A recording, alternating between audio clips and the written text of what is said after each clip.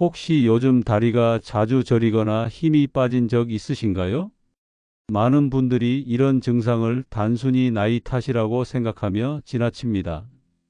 하지만 이건 뇌가 보내는 마지막 경고 신호일 수 있습니다. 실제로 뇌경색 환자의 70%가 쓰러지기 전 다리 이상 증상을 먼저 경험했다고 합니다. 다리에서 시작된 작은 불편이 생명을 위협하는 큰 병의 전조일 수 있는 거죠. 얼마 전까지만 해도 건강하게 걸어 다니시던 한 어르신이 계셨습니다. 그런데 어느 날부터 다리에 힘이 빠지고 절뚝거리며 걷기 시작했습니다. 처음엔 대수롭지 않게 넘겼지만 결국 뇌경색으로 쓰러져 반신마비가 오고 말았습니다. 이렇듯 다리에서 오는 신호를 놓치느냐, 잡아내느냐에 따라 삶이 완전히 달라질 수 있습니다. 오늘 영상에서는 뇌경색이 다리에서 보내는 7가지 전조 신호, 집에서 바로 따라할 수 있는 자가 진단법, 그리고 실제 환자들의 극적인 사례까지 알려드리겠습니다.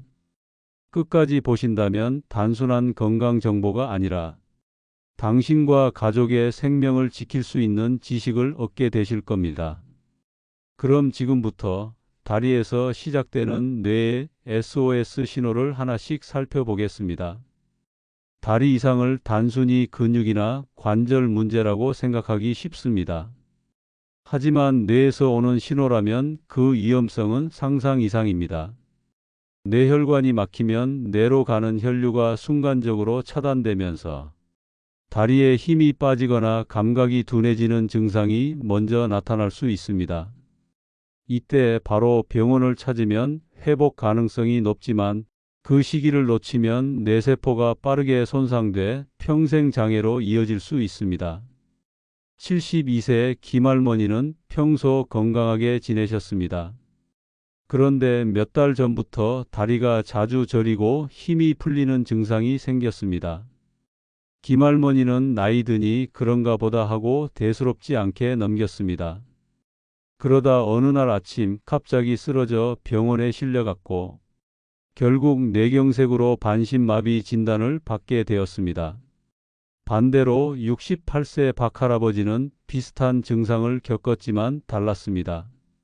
걷다가 자꾸 다리가 휘청거리고 힘이 빠지는 게 이상하다 싶어 곧장 병원을 찾으셨습니다.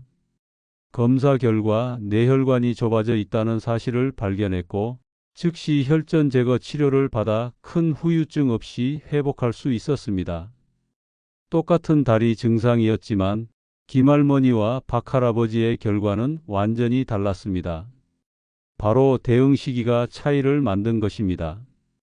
그래서 다리에서 오는 작은 신호를 절대 가볍게 생각해선 안 됩니다. 다리가 왜 이렇지? 하고 느끼는 순간 그게 단순한 피로가 아니라면 어떨까요? 많은 분들이 다리가 무겁거나 힘이 없는 걸 단순히 근육 약화나 관절 문제로 생각합니다. 하지만 사실은 뇌에서 보내는 경고일 수 있습니다. 뇌경색의 전조 신호는 특징이 있습니다. 특히 한쪽 다리에서만 두드러지게 나타난다는 점입니다. 그래서 오늘은 꼭 기억해야 할 7가지 신호를 알려드리겠습니다. 첫째, 걷다가 한쪽 다리에 갑자기 힘이 빠집니다. 둘째, 평소와 달리 발걸음이 자꾸 휘청거리며 비틀거립니다. 셋째, 이유 없이 다리가 무겁고 끌리는 느낌이 듭니다. 넷째, 한쪽 다리가 자주 저리거나 감각이 무뎌집니다. 다섯째, 계단을 오를 때 유난히 한쪽 다리가 버겁습니다. 여섯째, 잠깐 앉았다 일어나면 다리에 힘이 빠져 주저앉을 뻔합니다. 일곱째, 평소와 달리 발끝이 잘 안 들려 발이 자꾸 걸려 넘어집니다. 이런 신호들이 나타난다면 단순한 노화가 아니라 뇌혈관이 막히려는 전조일 수 있습니다. 나는 괜찮겠지 하고 넘기는 순간 그 작은 신호가 큰 후회로 바뀔 수 있습니다. 그래서 기억하세요. 다리에서 시작되는 이상 증상은 뇌가 보내는 마지막 SOS일 수 있다는 사실을요. 혹시 지금 당장 내가 괜찮은지 확인할 방법이 있을까요? 다행히도 있습니다. 집에서도 간단하게 뇌경색의 전조를 의심해 볼 수 있는 자가 진단법이 있죠. 첫 번째, 한 발로 서기 테스트입니다. 양쪽 다리를 번갈아 가며 10초 이상 서 있을 수 있는지 확인해 보세요. 만약 한쪽 다리에서만 자꾸 흔들리거나 버티지 못한다면 주의가 필요합니다. 두 번째, 발끝 올리기 테스트입니다. 발끝을 들어 올린 채로 10번 걸어 보세요. 한쪽 발끝이 잘 안 들리거나 자꾸 걸린다면 뇌 신호 전달에 문제가 있을 수 있습니다. 세 번째, 눈 감고 무릎 들기 테스트입니다. 눈을 감고 두 무릎을 동시에 들어 올려 보세요. 한쪽 무릎이 자꾸 내려간다면 뇌혈관 이상을 의심해야 합니다. 이 세 가지 테스트는 몇 분도 걸리지 않습니다. 하지만 결과는 여러분의 건강에 큰 차이를 만들 수 있습니다. 만약 조금이라도 이상하다면 나이 탓이겠지 하고 넘어가지 마세요. 그 순간이 바로 뇌가 보내는 마지막 경고일 수 있기 때문입니다. 조금이라도 의심이 된다면 지체 없이 전문의와 상담하세요. 빠른 판단이 생명을 지키는 열쇠가 됩니다. 하루 30분 걷기입니다. 무리할 필요는 없습니다. 가볍게 빠른 걸음으로 하루 30분만 꾸준히 걸어도 혈액순환이 좋아지고 뇌혈관 건강이 지켜집니다. 둘째, 소금 줄이기입니다. 짠 음식을 많이 먹으면 혈압이 올라 뇌혈관이 손상되기 쉽습니다. 국물은 조금만, 반찬은 싱겁게 드시는 습관이 필요합니다. 셋째, 혈관에 좋은 음식 챙기기입니다. 등 푸른 생선, 견과류, 채소와 과일은 혈관 건강을 지키는 데 큰 도움이 됩니다. 반대로 기름진 육류와 가공식품은 최대한 줄이는 게 좋습니다. 넷째, 금연절주입니다. 흡연은 혈관을 딱딱하게 만들고 과음은 혈압을 급격히 올려 뇌경색 위험을 높입니다. 오늘까지만이 아니라 지금부터 끊는 게 중요합니다. 이 네 가지만 기억하세요. 걷기, 싱겁게 먹기, 좋은 음식 챙기기, 그리고 금연절주. 작은 습관의 변화가 평생 건강을 지킬 수 있습니다. 건강은 특별한 비밀이 아니라 매일의 작은 실천에서 만들어집니다. 똑같이 다리에서 시작된 작은 신호가 어떤 분에게는 평생의 고통이 되었고 또 다른 분에게는 새로운 삶의 기회가 되었습니다. 74세 이 할아버지는 평소 건강에 자신이 있었습니다. 가끔 한쪽 다리에 힘이 빠지고 발이 끌리는 느낌이 있었지만 나이 탓이겠지 하며 그냥 넘겼습니다. 그러던 어느 날 아침 갑자기 쓰러지셨고 응급실에서 뇌경색 진단을 받았습니다. 이미 시간이 늦어 반신마비가 왔고 지금은 혼자 걷는 것도 어려워 요양병원 신세를 지고 계십니다. 반면 70세 정할아버지는 달랐습니다. 비슷하게 한쪽 다리가 저리고 휘청거리자 혹시 큰 병일 수도 있겠다는 생각에 곧장 병원을 찾으셨습니다.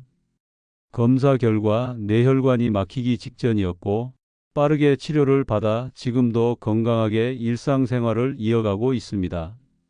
두 분의 차이는 단 한 가지, 증상을 무시했느냐, 바로 대응했느냐였습니다. 이처럼 다리에 나타나는 작은 신호를 대하는 태도에 따라 삶은 완전히 달라질 수 있습니다. 하나는 평생의 후회가 되고 다른 하나는 생명을 지켜내는 선택이 되는 것이죠. 많은 분들이 이런 의문을 가집니다. 왜 뇌에서 문제가 생기면 다리에서 증상이 나타날까? 그 이유는 뇌와 신경의 교차 구조 때문입니다. 우리 뇌는 몸의 반대쪽을 조종합니다. 그래서 뇌의 오른쪽 혈관이 막히면 왼쪽 다리에 힘이 빠지고 뇌의 왼쪽이 손상되면 오른쪽 다리에 이상이 생기는 거죠. 특히 중요한 개념이 있습니다. 바로 TIA, 일과성 허혈 발작입니다. 이는 일시적으로 뇌혈류가 막혔다가 다시 회복되는 상태인데 증상은 몇 분에서 몇 시간 만에 사라지기도 합니다. 하지만 이걸 방심하면 큰일입니다. TIA 환자의 약 3분의 1은 1년 안에 뇌경색으로 이어진다는 연구가 있습니다.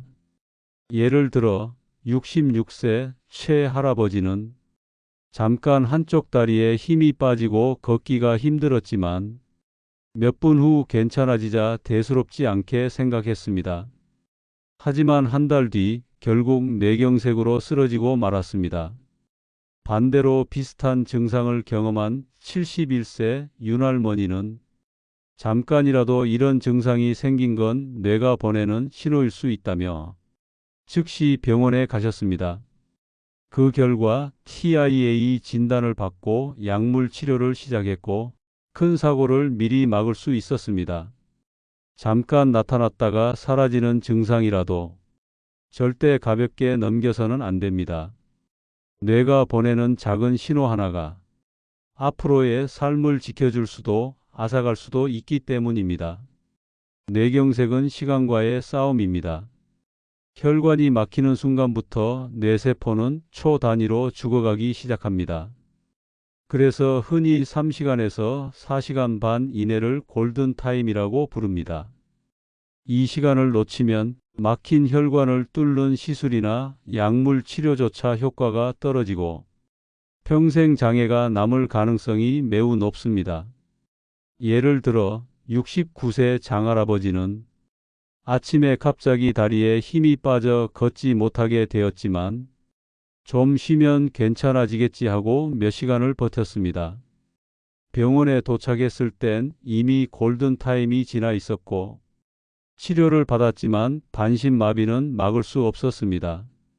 반대로 65세 이 할머니는 갑자기 한쪽 다리가 마비되듯 힘이 풀리자 곧바로 119를 불러 응급실로 향했습니다. 덕분에 골든타임 안에 혈전 용해제를 맞을 수 있었고 지금은 큰 후유증 없이 건강을 회복하셨습니다. 같은 증상이었지만 누구는 평생의 장애를 얻고 누구는 다시 걸을 수 있었던 이유, 그 차이는 오직 시간이었습니다. 뇌경색은 기다려주지 않습니다. 다리에 이상이 생기면 단 한순간도 망설이지 말고 바로 응급실로 가야 합니다. 그 빠른 선택이 여러분의 생명과 삶을 지키는 가장 확실한 방법입니다. 뇌경색은 분명 무서운 병이지만 끝까지 포기하지 않는다면 다시 일어설 수 있습니다. 75세 오할머니는 갑작스러운 뇌경색으로 쓰러져 왼쪽 다리에 마비가 찾아왔습니다. 처음엔 혼자 걷는 건 불가능하다고 했지만 재활 치료를 꾸준히 받으며 매일 조금씩 운동을 이어갔습니다. 처음엔 간단한 발목 돌리기, 무릎 굽히기조차 힘들었지만 3개월이 지나자 보조기를 착용하고 걷기 시작했고 6개월 후에는 지팡이에 의지해 다시 시장을 다닐 수 있게 되었습니다. 또 다른 67세 김할아버지는 뇌경색 후유증으로 오른쪽 다리가 무겁고 잘 움직이지 않았습니다. 하지만 가족들의 응원 속에 작은 목표부터 세우며 재활을 이어갔습니다. 오늘은 방 안에서 5걸음 걷기, 내일은 10걸음. 이렇게 차근차근 훈련한 끝에 지금은 손주들과 산책을 나갈 만큼 회복하셨습니다. 이 두 분의 공통점은 단 하나, 포기하지 않고 끝까지 노력했다는 것입니다. 뇌경색은 한번 발병하면 인생이 달라질 수 있지만 희망을 놓지 않는다면 다시 삶을 되찾을 수 있습니다. 그리고 무엇보다 중요한 건 이런 상황을 미리 예방해 재활이 아닌 건강한 일상을 지켜내는 것입니다. 오늘 이야기 다시 정리해 보겠습니다. 다리에 힘이 빠지거나 저리는 증상은 단순한 노화가 아닐 수 있습니다. 뇌가 보내는 마지막 경고 신호일 수 있죠. 김할머니처럼 증상을 무시하면 평생 후회로 남을 수 있지만 팍할아버지처럼 빠르게 대응하면 건강을 지킬 수 있습니다.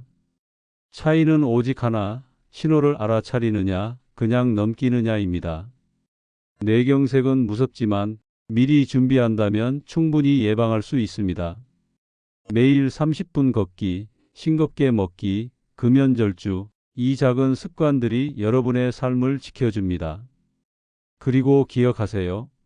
다리에 이상이 생기면 단 한순간도 망설이지 말고 바로 병원을 찾아야 합니다. 그 빠른 판단이 생명을 살립니다. 오늘 영상이 여러분과 가족의 건강을 지키는 데 도움이 되길 바랍니다. 혹시라도 주변에 비슷한 증상을 겪는 분이 있다면 이 영상을 꼭 공유해 주세요. 여기는 9988 건강 비결입니다. 구독과 좋아요, 댓글은 여러분께 더 많은 건강 정보를 전하는데 여러분의 작은 관심과 실천이 평생의 건강을 지킬 수 있습니다. 9988 건강 비결이 늘 여러분과 함께 하겠습니다. 건강 절대 놓치지 마세요.